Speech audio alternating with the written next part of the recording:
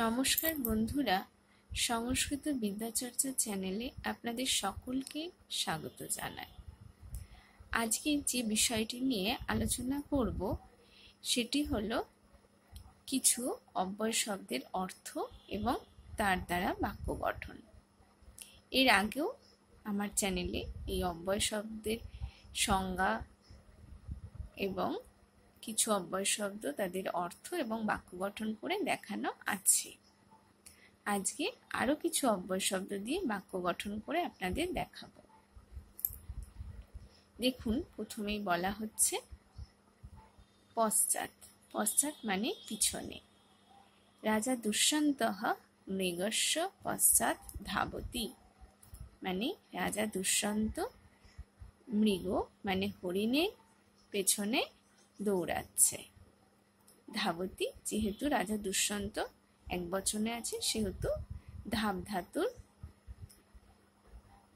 বর্তমানকালে ধাবতি হলো। পুনঃ আবার। পুনর্মূষিকো ভব, এখানে বলা হচ্ছে পুনরায় মূষিক হও, মানে ইঁদুরে পরিণত হও। তারপর বলা হচ্ছে পরম, মানে পরে। ভোজনাৎ পরম ন ধাবেত, মানে ভোজনের পর, মানে খাওয়ার পর, ন ধাবেত মানে ধাবিত হওয়া বা দৌড়ানো উচিত নয়। তারপর বলা হলো বহিঃ। বহিঃ মানে বাইরে। স্বঝটিতি বহিঃ গচ্ছতি, অর্থাৎ সে বাইরে, সে দ্রুত বাইরে যাচ্ছে। তারপর বলা হলো ভূয়ঃ। ভূয়ঃ মানে পুনরায়।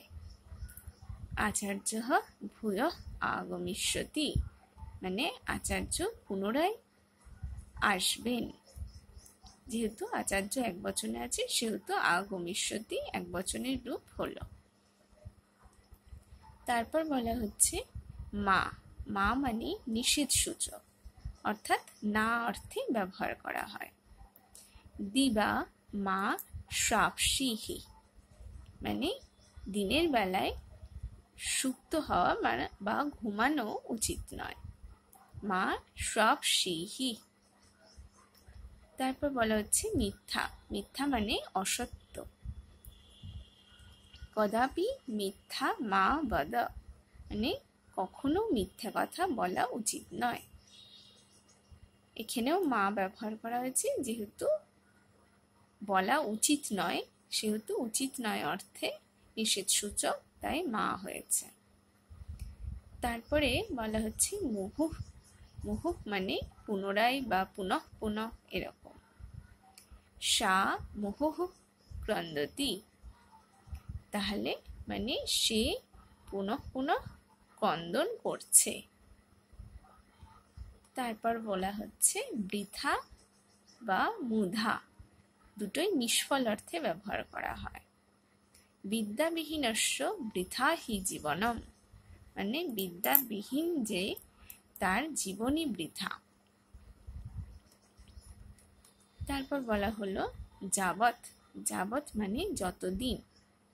যাবৎ জীবেত সুখং জীবেত, মানে যতদিন বাঁচবে সুখে বাঁচবে বা জীবন ধারণ করবে। যাবৎ কথার আরেকটি অর্থ হলো পর্যন্ত। নদী যাবৎ অরণ্যানি, মানে নদী পর্যন্ত অরণ্য বা বন, বনসমূহ। তারপর বলা হচ্ছে যুগপথ। যুগপথ মানে হলো একসঙ্গে।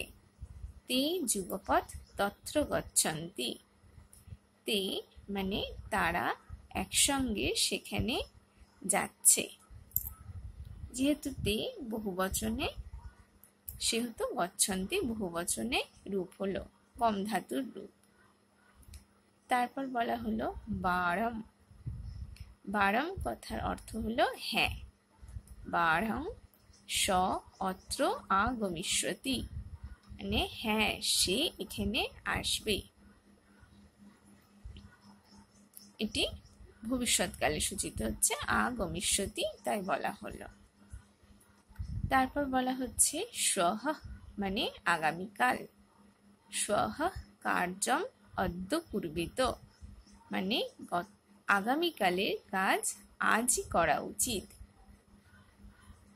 তারপর বলা হচ্ছে সমন্তাৎ, সমন্তাৎ মানে চতুর্দিকে, লোকাহা সমন্তাৎ বিচরন্তি, লোকাহা এখানে বহুবচনে হলো, তাই এখানে বিচরন্তিও বহুবচনে হচ্ছে। তাহলে লোকজন বা জনগণ চতুর্দিকে বিচরণ করছে। তারপর বলা হচ্ছে সপদি মানে তৎক্ষণাৎ বা সেই মুহূর্তে, সপদি চোরহ ধৃতঃ মানে তৎক্ষণাৎ চোরটি ধরা পড়ল। আজকে তাহলে এই পর্যন্ত, আবার অন্য দিন অন্য কোনো বিষয় নিয়ে আলোচনা করব। আপনারা আপনাদের মতামত অবশ্যই কমেন্টের মাধ্যমে জানাবেন। এছাড়াও অন্য কোনো বিষয় সম্পর্কে জানতে চাইলে কমেন্টে অবশ্যই লিখে দেবেন, আমি চেষ্টা করব সে বিষয়ে আপনাদের জানাতে।